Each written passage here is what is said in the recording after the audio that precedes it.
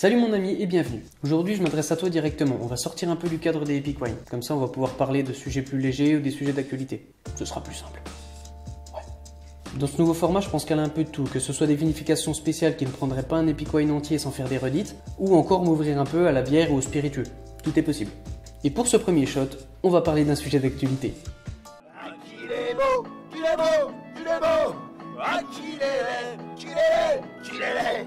Le beau Jojo, beau Jojo, beau Jojo, le Beaujolais. Le Beaujolais nouveau. Le beau Jojo, le beau Jojo, le Beaujolais nouveau. J'en ai marre. Tout d'abord, le Beaujolais, c'est une région qui se situe juste en dessous de la Bourgogne, entre Mâcon et Lyon. Avec un peu plus de 17 000 hectares, elle propose 10 crus, une appellation village et une appellation générique. Ces vins sont très majoritairement issus du cépage gamay, qu'on peut trouver aussi en Moselle, dans la Loire ou en Bourgogne. On peut lui trouver des arômes de petits fruits noirs comme le cassis par exemple. Dans la région, les crus étant minoritaires, il fallait trouver un moyen de valoriser les appellations village et génériques. C'est pour ça qu'en 1951 est né le Beaujolais nouveau. Le Beaujolais nouveau! D'abord variable, la date a été fixée en 1985 au 3e jeudi du mois de novembre pour la sortie des primeurs. Les primeurs, ce sont les premiers vins de l'année, d'où les Beaujolais nouveaux. Le problème, c'est que si les vendanges commencent en septembre, voire en octobre pour les mauvaises années, il faut trouver un moyen de faire du vin rapidement et du vin de qualité. Tu comprends le truc? Pour ce faire, on peut avoir recours à ce qu'on appelle la macération carbonique. Les raisins sont placés en grappe entière, ça veut dire pas de foulage ni dégrappage, dans des cuves qu'on aura préalablement inertées.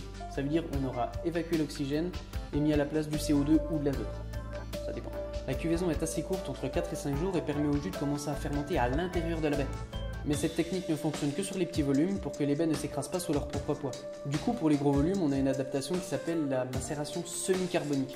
Contrairement à la carbo, la cuve n'est pas hermétiquement fermée et il n'y a pas d'ajout de CO2, les levures en produisant suffisamment pendant la fermentation. Au bout de 10 à 20 jours, selon la quantité de matière colorante et d'arômes que l'on va extraire, on pressure et on assemble le jus de presse et le jus de goutte. Et si ça ne va toujours pas assez vite pour toi, tu peux faire ce qu'on appelle une MPC, c'est-à-dire une macération préfermentaire à chaud. C'est-à-dire qu'une fois la cuve pleine de vendange, on chauffe le mou à 70-75 degrés pendant quelques heures pour extraire un maximum de couleurs et d'arômes de fruits. On refroidit ensuite la vendange pour qu'on puisse l'ensemencer et qu'elle puisse fermenter correctement après. La fermentation malolactique se passe généralement en même temps que la fermentation alcoolique ou dans la foulée.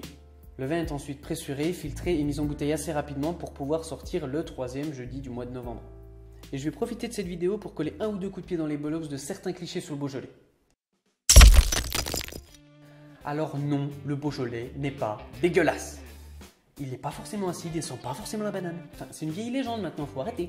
Généralement, tu vas le sentir parce que tu le cherches et que tu veux le trouver. Et si tu fais ça, je te conchie. Non, les Beaujolais nouveaux ne sont pas tous les mêmes. Non, non. Il y a une multitude de Beaujolais nouveaux qui peuvent avoir des profils aromatiques différents, des méthodes de vinification différentes, faites par des vignerons différents. Je viens de te donner 3 techniques différentes déjà pour en faire, et le vigneron va pas hésiter à mettre quand même sa petite patte.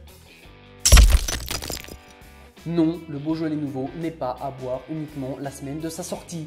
Il peut largement se boire 8 mois, voire 1 an après sa mise en circulation, voire plus selon les millésimes ou les producteurs. Et non, non, il n'y a pas que du Beaujolais nouveau dans le Beaujolais. Bordel!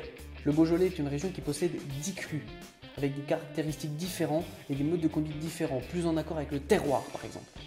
Avec de très beaux produits si tu cherches bien. Alors s'il te plaît, ne t'enferme pas dans le cliché comme quoi le Beaujolais nouveau est juste un vin d'apéro. Même si c'est bon, l'apéro quand même. C'était Regads et j'espère que ce premier épisode de Wine Shot t'aura plu. N'hésite pas à dire ce que t'en penses dans les commentaires pour que je puisse faire évoluer le concept. Après sinon la chanson habituelle tu la connais, un pouce, partage, abonnement... Plaisir. Attends. Pouce.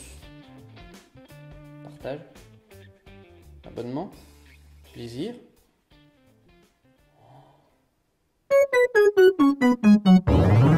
Pipi épi.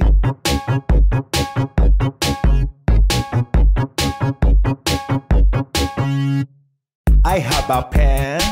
I have an apple. Apple pen. I have a pen. I have pineapple. Pineapple pen. Apple pen. Pineapple pen. Pen pineapple apple pen.